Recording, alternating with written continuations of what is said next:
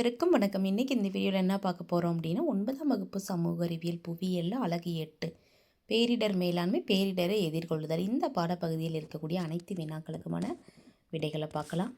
ஏற்கனவே நிறைய video upload பண்ணியிருக்கோம். நம்மளோட சேனல் பிளேலிஸ்ட்டில் போய் பார்த்துக்குங்க. இங்கே பாருங்கள், சரியான விடையை தேர்ந்தெடுத்து எழுதவும். இதில் முதல் கேள்வி பாருங்கள். கீழ்காண்பவனவற்றில் ஒன்று பேரிடரை பொறுத்த மட்டில் முதன்மை மீட்பு குழு இல்லைன்னு இருக்காங்க. அதாவது இங்கே கீழே 4 ஆப்ஷன் கொடுத்துருக்காங்க. இதில் பார்த்தோம் அப்படின்னா பேரிடரை பொறுத்த மட்டும் இது எந்த ஒரு முதன்மை மீட்பு குழு இல்லை அப்படிங்கிறது எது அப்படிங்கிற நம்ம தேர்ந்தெடுக்கணும். இப்போ காவலர்கள், தீயணைப்பு படையினர், அவசர மருத்துவ குழு, இந்த 3மே எனது முதன்மை மீட்பு குழு. இதில் காப்பீட்டு முகவர்கள் கிடையாது. அப்போ விடை என்ன வரும்? காப்பீட்டு முகவர்கள். அடுத்து பாருங்கள், விழு மூடிக்கொள் பிடித்துக்கொள் என்பது எதற்கான ஒத்திகை? நிலநடுக்கத்திற்கான ஒத்திகை தான் இது. அடுத்து, தீ விபத்து ஏற்படும் போது நீங்கள் அழைக்கும் எண் எந்த எண்ணுக்கு அழைப்பீங்க? தீ விபத்து ஏற்படுறப்ப 112. அடுத்து, கீழ்காணும் சொற்றொடர்களில் எது தவறுன்னு கேட்டிருக்காங்க. இங்கே தீ விபத்திலிருந்து தப்பிக்க நில் விழு உருள், இது சரி. விழு மூடிக்குள் பிடித்துக்கொள் என்பது நிலநடுக்க தயார் நிலை, இதுவும் சரிதான். அடுத்து, துப்பாக்கி சுடும் சத்தம் கேட்டால் தரையில் கிடைமட்டமாக படுத்துக்கொண்டு தலையையும் கழுத்தையும் மூடிக்கொள்வோம், இதுவும் சரிதான். அப்போ எந்த விடை தவறாக இருக்குது அப்படின்னா, கடல் நீர் பின்வாங்கி சென்றால் நீங்கள் உயரமான பகுதிகளை நோக்கி ஓடுங்கள் என்பது வெள்ளப்பெருக்கான தயார் நிலை அப்படிங்கிறது தவறான விடை. அப்போ இதுதான் விடை. அடுத்து, கீழ்காணும் சொற்றொடர்களில் எது நிலநடுக்கத்தை எதிர்கொள்வதோடு தொடர்புடையது அப்படின்னு பார்க்கலாம். இதில் எது தொடர்புடையது அப்படின்னா, கண்ணாடி ஜன்னல், வெளிக்கதவுகள், சுவர் மற்றும் எளிதில் விழக்கூடிய தொங்கும் மின் விளக்குகள் மற்றும் மரச்சாமான்கள் போன்றவற்றிலிருந்து விலகி இருக்கும், இதுதான் விடை சரி. அடுத்து, சுருக்கமாக விடையில முதல் கேள்வி பாருங்கள். பேரிடர் முதன்மை மீட்புக்குழு என்பவர் யாருன்னு கேட்டிருக்காங்க. இதற்கான விடை பக்க எண் 247 இருக்குது, பார்க்கலாம். விடை இங்கே இருக்குது பாருங்கள். காவலர்கள். இங்கே பேரிடரை முதலில் எதிர்கொள்பவர்கள் யார் இருக்குல்ல, அது கீழே பார்த்தீங்கன்னா காவலர்கள், தீயணைப்பு துறையினர் மற்றும் அவசர மருத்துவ குழுக்கள் போன்றோர் மக்களின் முதன்மை பேரிடர் மீட்பு குழுக்கள் ஆவர். இது முதல் கேள்விக்கான விடை. அடுத்து, இரண்டாவது கேள்வி.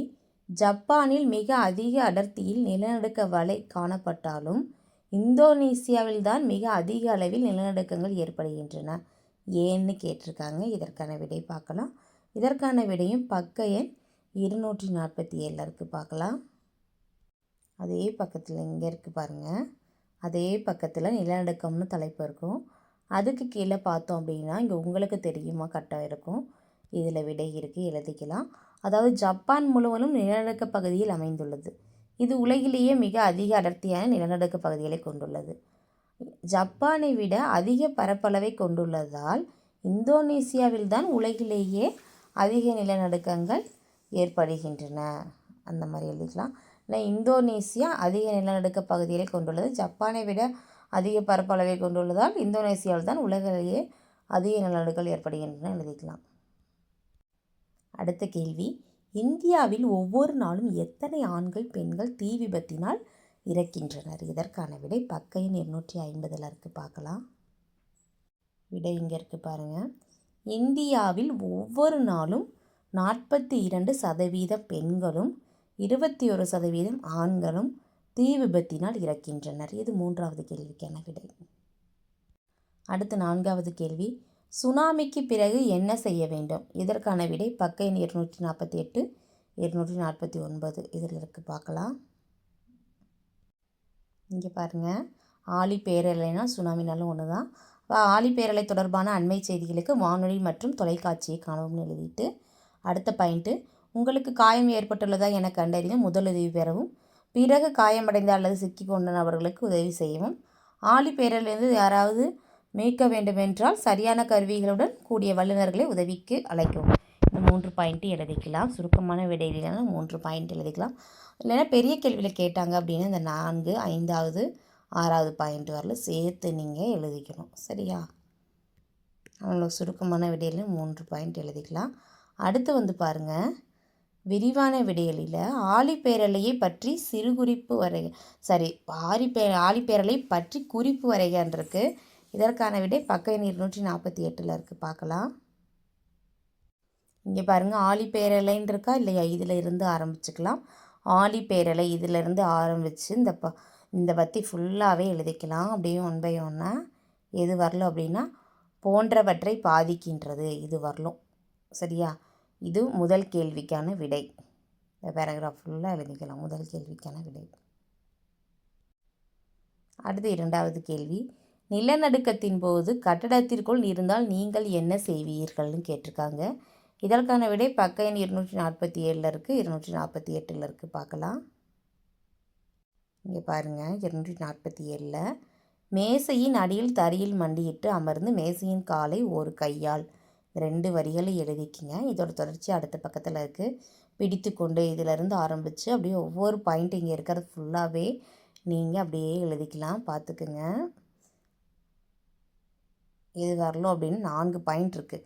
வெளியேறுவது பாதுகாப்பானது, இது வரலும் எழுதிக்கலாம். 2வது கேள்விக்கான விடை. அடுத்த கேள்வி. ஆழிப்பேரலையை எவ்வாறு எதிர்கொள்வாய்? இதற்கான விடை பக்க எண் 248 இருக்குது. பார்க்கலாம். இங்கே இருக்குது பாருங்கள். ஏற்கனவே முதல் கேள்வி விடை எழுதியிருப்போம்ல, ஆழிப்பேரலை. அதுக்கு கீழேயே விடை இருக்குது. 3வது கேள்விக்கான விடை. ஆழிப்பேரலை எவ்வாறு எதிர்கொள்வதுன்னு இருக்கும். அதில் கீழே இருக்கக்கூடிய பாயிண்ட் எல்லாமே எழுதிக்கலாம்.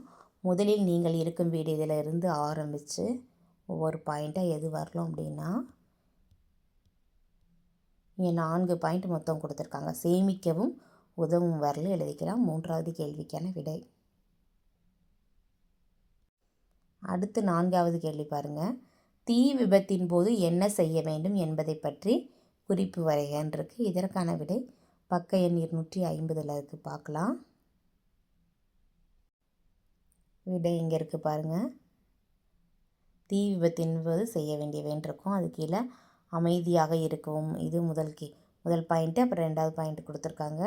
அடுத்து 3வது பாயிண்ட் இருக்குது.